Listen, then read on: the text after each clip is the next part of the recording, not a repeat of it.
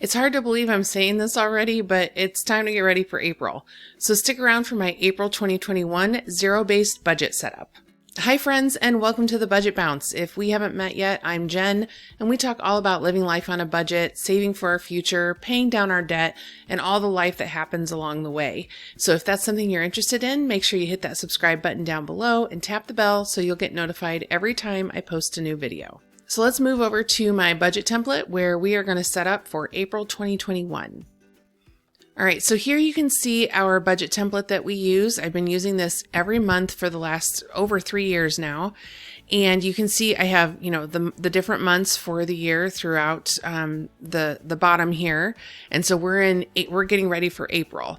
So that is the tab that we are working on right now. And if you like this budget template, I actually have it available for sale in my Etsy shop. I always include a link to my Etsy shop in the description below. And you can get this in either Google Sheets, which is what I work in, or in Microsoft Excel format. So whichever works best for you, you can download it there. So let's just go ahead and jump in and talk about how this works. So first of all, you'll see there's some areas blacked out, and those are where we have some details that I don't share the details. No problem with totals, but we just choose not to share the details on these. I already have filled in our salaries for the month, and then our rental income as well, which we expect to be $750. So you can see this all carries over here with our total at $10,591. So the whole goal here is we do a zero-based budget, and so we want to make sure that we know we want a good estimate of what is coming in for the month so that we can spend it on paper on purpose beforehand to give ourselves a roadmap for where our money needs to go, because we do so much better when we have that roadmap. If we don't have a roadmap, it just goes out the window and we have no idea. We're terrible about that. And so we lived 9 years of our life, our married life together, without a budget. And that did not work well. And it landed us in just a pile of debt and all kinds of a mess. So now we identify how much we have coming in, and then we make a plan for it before the month begins. So 10,591 is what we have to work with. And that's with our regular salaries and then the rental income that we expect. However, we are also going to be getting some income from our taxes and from stimulus payments. I don't know when those are coming in. I'm not going to put them in here because I honestly don't know if we're going to get them in April. And so, but I do know that we have between those two things, like $5,000 or something coming in, maybe more. And so I'll make the adjustments throughout the month if we need to do that. And of course, you guys would then see it in our budget report, but I just don't know how to plan for it because I honestly thought we were getting all of that stuff in March, and it's almost the end of March, and we don't have any of it yet. So who knows? Maybe it'll show up before the end of the month, and then I can throw it into the March budget. I mean, honestly, everything is just so unknown this year. So I'm going to leave those blank for now. So we're working with $10,591. In giving, we plan on doing $200 in April. Moving on to housing, we'll take a look here. And I forgot to mention, but we're focused on column C here that has, for the most part, it's green that you see here, which indicates that you have to actually enter something in that field. So for housing, we have $2,550 for the mortgage, and that is on 2 different homes. We have utilities. We have 2 different types. We have gas and electric that we pay every month at $186. And then we have our water, garbage, sewer, which is quarterly, and we don't have to pay that in April. It won't be paid again until May. Internet is $116, and mobile services are usually at $185. So that brings our total housing to $3,038. In transportation, we plan on $150 for gas. I'm not going to change that. And OnStar will be right around $21. You can see it was a little less last month. I haven't taken that entry out yet, but you can see it was a little less, but it usually fluctuates between $20 and $21. We don't expect any repairs for the Lucerne because Henry has hardly driven it since he stopped working. The Traverse is in good shape. I don't think we plan on anything for that this month, but we will if our tax money comes in and the stimulus money comes in, we will be doing repairs to the MKX. So we bought a 2008 MKX last year, and we bought it for cash outright. So, that was the first time we ever did that. That was exciting, but we knew there were things that were going to need to be done. What we didn't know when we bought it was that the transmission was going to need to be replaced. And that's what's up next. So that is going to be a $4,100 endeavor. And that is why we are waiting to put any of that in here until after we actually get the money from our taxes and from the stimulus payments. If that happens in April, if we actually get those funds in April, then we will schedule it and I will update it and it'll all be reflected in the actual column. We don't need to do any registration anymore. And honestly, we don't use Uber anymore now that we each have a car. I probably could take that line out, but I'm just going to leave it there just in case we need to use it. So our total transportation we're planning on is $171. In food, I'm going to change groceries to $500 and we're going to try and work within that. This is just old stuff over to the right that's pulling in. Don't worry about column D. That has no impact on what we're doing right now. But I'm going to do 500 for April, see if we can keep it reined in. It has been kind of ridiculous in December, January, February. And in March, it's been a lot better because I've been very intentional about it. But there are some things that have kind of gotten out of control because other people have been doing grocery shopping. So we are working on trying to get our food budget under control. So this is all a work in progress.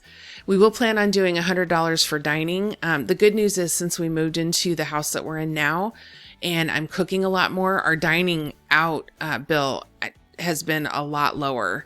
$600 is our total food budget that we're going to plan on for April. In kiddos, I'm going to actually remove this line because this is something we did in March since Easter is so early this year. We've already done our purchases for that. It's on April 4th. And so those expenses have been incurred in March. So right now I don't have any plans for anything for the kiddos that month. A lot of times that will come up, short notice and we'll throw that in here and, just adjust along the way. For pets, you'll see we plan on 50 for food, 20 for grooming, 17 for meds, 20 for other supplies. So that's a total of 107. So let me just talk a little bit about this grooming fee. So we decided to do Petco's program for $19.95 a month plus tax. So I think it's actually more like $22, but we've only done it one time. For the month of March, we purchased this and we can take Uther once a week, as often as once a week if we want, and get his teeth brushed and get his toenails trimmed every single week for $20 for the whole month. So we decided, because we just are not good at either one of those things and it's just so much better for his health and for my wood floors if we keep those things under control. And so we decided to go ahead and invest in that. This is something we're going to have in our pet category every month going forward. The meds, this is for his heartworm med and the fact that we have to buy it monthly right now. But once he stops growing, I expect this to go down to around maybe $13 a month, I hope, and I'll be able to buy like 6 months at a time at that point. So $107 for pets for April. For insurance, you can see we have several different types, so I'll just run through them quickly. Medical at $434, dental at $21, life at $81, short-term disability at $62, accident at $33, critical illness at $41. Then we threw Matt's union dues in here at $60, mortgage disability at $47, personal articles at $6, identity theft at $12, and then legal at $37. We will not be paying any auto in April. That's every 6 months, and it will come up due in May for an early June renewal. So our total insurance planned for April is $838. In entertainment, our streaming went up $2 a month again. So Netflix just keeps on creeping up on us. So $25 for streaming, and then $3 for HP Inc. No plans for Cinemark at this point, and then total entertainment will be $28. In health, we plan on $483 for flexible spending accounts. In the gym line, we plan on $33, and for general health care, we plan on $100.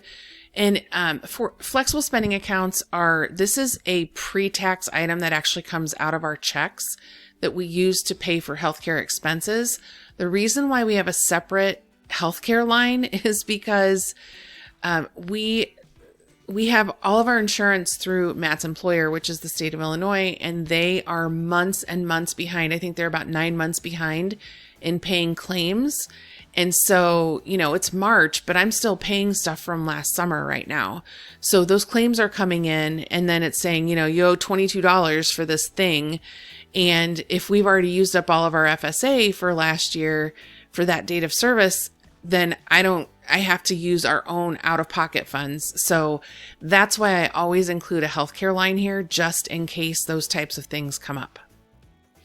All right, in extras, let's see here. I am going to leave lawn and garden at $400. We are taking care of 2 different lawns right now.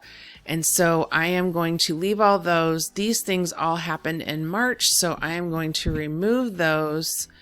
And so we're going to plan on $400 for lawn and garden. There are various things. We're in a new house, and so there are a lot of things that we want to do outside, and we knew that. And so we're doing quite a bit of pre-work in March, and then also we plan on doing some more things in April. So we're setting aside a few $100s to get those going. In miscellaneous, let's see here, spending, I'm going to set at 40 and 40 for me and Matt. Household, I'm going to change these to 150 for each of these. So that brings our miscellaneous to a total of $380. All right, so now we're moving on to savings. So these categories will look a little bit different. They've got some extra columns in them. So in savings, we're going to plan on doing $200 to our emergency fund, $10 to investments, $75 to college savings for our son and granddaughter, and then $597 to our retirement, which comes to a total of $882. Scroll on down for sinking funds. I think we can get most of them. All right, so sinking funds, let's see here. This is what we did last month, I think. So auto insurance, $230. Auto registrations need to be $26. I'm going to be pretty minimal here because of the things we have to do at the house. I'm going to hold off on some of these other ones, but we have to do the city utilities at $80. And then I am going to go down to holidays and leave that at $90. Ooh, you know what? I think that's going up to $100. I was gradually moving up to $100 a month for holidays, so I'm going to put $100 in here. Let's see here. Home maintenance, I'm going to plan on $150. Image cosmetics, I'm going to take from that. Life insurance will definitely have to come out at $81. Subscriptions, I'm going to make $40. I'm going to leave pet expense at $50. I'm not going to do, I added this line item, this taxes for student loan forgiveness, just in case that gets passed. I thought it was a good idea to plan for it because while I know that there may be some provisions for how we have to pay the tax liability for that, if there is student loan forgiveness, we will owe taxes. All of us that get it will have to pay taxes on whatever is forgiven. And so just in case, I would rather save up some money. Now, we've not been able to make this a priority, but I wanted to get it in front of me where we could see it and think about it so that we could save up for that. Because if they do that in 2021, then our tax bill is going to be a lot different in 2022 and a lot more than what we are currently having taken out of our checks. So just kind of thinking ahead and making sure that we have something available for that to help kind of offset that. Not planning on putting anything in for the budget bounce, and then nothing for technology. I'm not going to do anything for vacation. I'm going to leave vehicles at 150, and I'm going to take out what I have here for wedding anniversary. And so that brings our sinking funds to $907. So that's where I'm starting. If we have anything left, when this is all over, I'll come back into the sinking funds and take a look at them and see if we can put some more in them. And now here we are to our debt section. So our debts, we have so many of them that I broke it into 3 subsections. We have different things going on with various different debts that we have. I think we ended up with 41 total over the course of time. I think we started out with 37 or 8, and then I found some more and had to add them to the list. But in this section here, the first section is the paid off section. So you can see all of the ones listed here and how much we paid off. And these are 100% done, gone in the rearview mirror. We don't have to deal with them anymore. And they total $32,161. You'll also notice here that there are black and pink fonts here, and the things in black represent things that have Matt's name only on them. And then the things in pink represent anything that has my name on it. There are some things that have my name and Matt's name, but he just wanted to make sure we were focusing on, at the very beginning of this, Matt wanted me to focus on debts that were in my name. And he honestly didn't want me to pay anything in his name if I didn't have to. And so that was why we did this second subsection called charged off. So let me just scroll down to that. It's charged off in collections, really. What we have here is these are all, you'll notice they're in black font. They're all Matt's. They are old credit cards that have long been charged off, sent to collections, whatever. Somebody else has bought this debt and it doesn't belong to the original. These were the original creditors. It doesn't belong to them anymore. And so these new owners of the debt are now trying to collect the same amount of the debt that they bought for pennies on the dollar. I mean, literally, they sometimes buy it for like 10 cents on the dollar. So they paid $32 for this debt, but they want us to pay them $322. And so this is where we've decided to set these aside for now and focus on other things that we managed to keep current during our financial crisis in 2017 and 18. And we'll deal with these later. So that's $6,718 total for those. And then we have our actively paying section. So we have a total of $150,410 here. So if you look here, there is a mix of the pink and the black fonts. So I'll just run through these really quick. We have a Care credit card that we're paying $50 to, Lowe's card $190. This is a Gordman's card, $80, Capital One, $25. And then we get into, this is our private student loan, which is $50. These are the child supports, and this went up by a little bit. I'm thinking it's like $456.90, I think is what the new amount is. And $161 and $109 for the 3 different orders. And these finally just got started again in April after we didn't have them come out in December, January, or February. So we are anxious to get those going again. And then the HELOC is $200, our car payment's $550, family loan $250, and we're not paying anything to student loans right now, which makes our actively paying a total of $2,122 for the month of April is what we expect.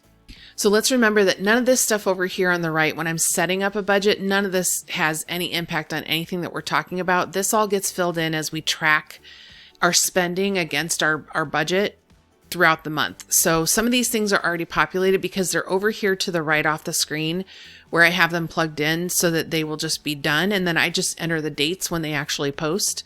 So, don't pay any attention to any of this over here. Our focus is this today, but there is some new news that I'll be sharing in my March budget report about some of our debts. So you'll want to make sure that you keep an eye out for that because that'll be coming in early April. Let's just take a look at our totals and see where we land here. So our total expenses are $10,291, but our total income is $10,591, which leaves $300 left over. So let's take a look at sinking funds and see where we can put some funds away. And so this is where, okay, what are the priorities? So like gifts, I'm not going to be putting anything in gifts because we are spending so much on gifts in the month of April. So there's no point in putting anything in there. I'm just going to leave that as is. And I'm also not going to pull anything out of gifts. Then we have, let's see here. Let me just run through these. I'm going to put money in for the kids because there are just expenses that pop up for them that I like to just keep their funds, keep their accounts with a little bit of money in them, so that if, you can see their account balances over here. If something comes up, then we have an opportunity to help them out. Let's see here. So business travel is not a thing for Matt at this point. Clothing, I'm going to wait. Entertainment, summer months are coming. I'm going to go ahead and put that in. I'm going to put some in for Image Cosmetics because I had to pull out of that, and that's pretty low right now. Technology, we had a scare. We thought I was going to have to replace my cell phone. And so I just need to build this back up. We used it as we were, for the bridge to get through the moving and everything. So we tapped into that a little bit, but we need to build that back up.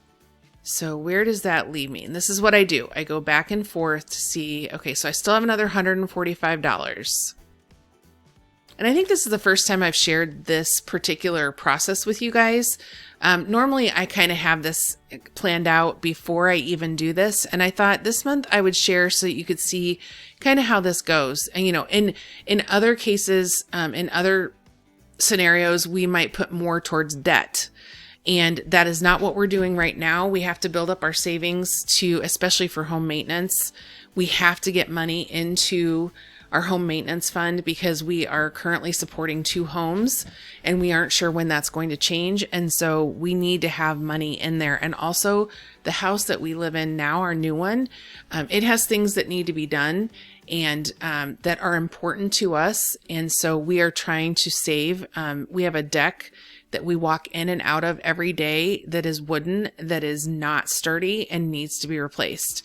And when we do it, we want to put a deck along, instead of just right there at the door, we want to put it along that end of the house and have a deck where we can have, right now we have a patio that you have to go down the stairs to get to. We want to lift that all up on the deck and then have the table at the same level as the door. So we want to do that. We also really want to put a fence up in the yard, and those 2 things are going to cost several $1,000s. So those are things that we want to do. We also know that it's very likely that our water heater could go out at any time. We expect that to cost anywhere from $1,200 to $1,500 when that happens, to buy it and have it installed. So we need to build up this fund so that we have it ready to go when the time comes.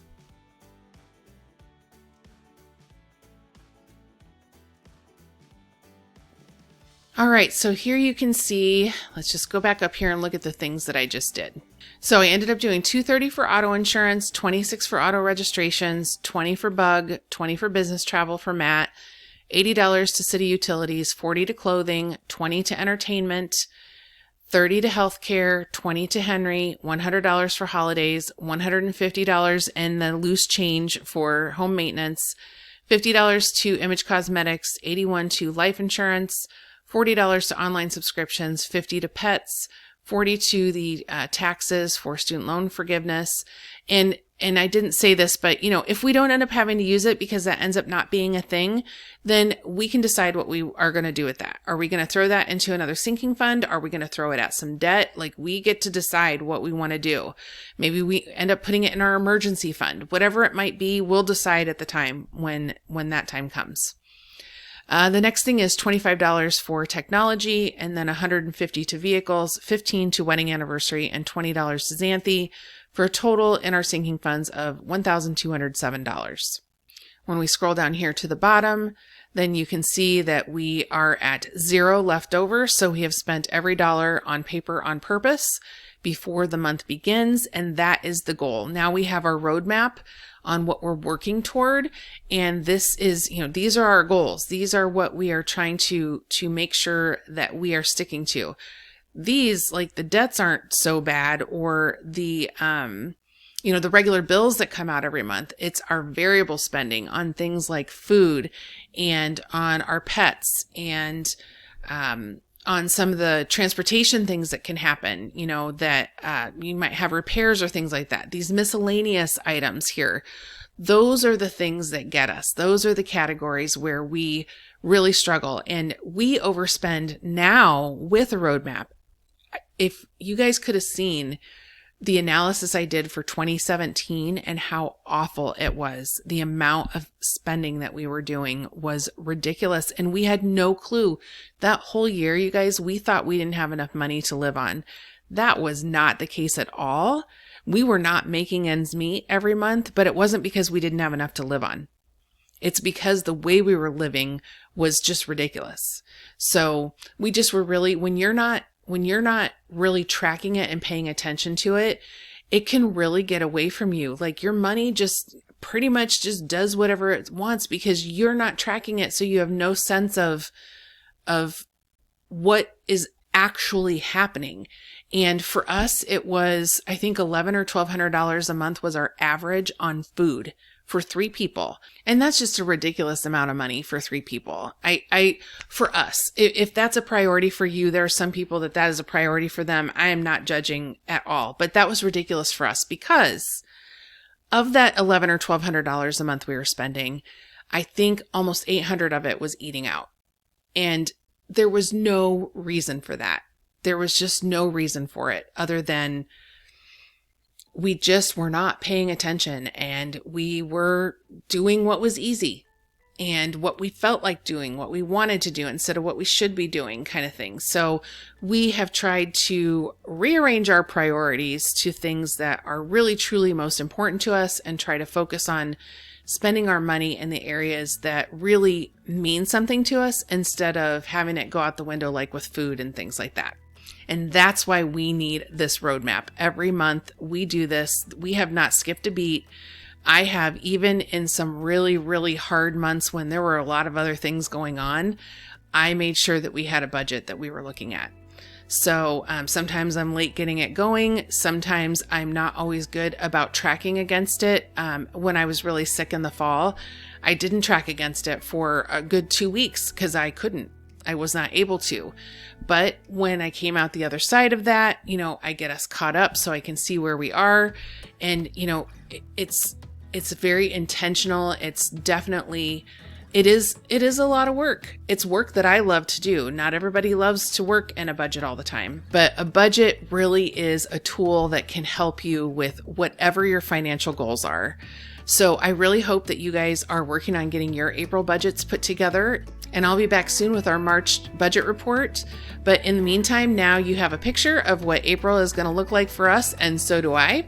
In the meantime, you can check out this life update that I just posted this last week if you missed it. I am talking all about our family's health and our new puppy Uther, and there's lots of pictures included of my family and the puppy. So some of you have been asking for that. So if you didn't see it, this is your chance. Check it out.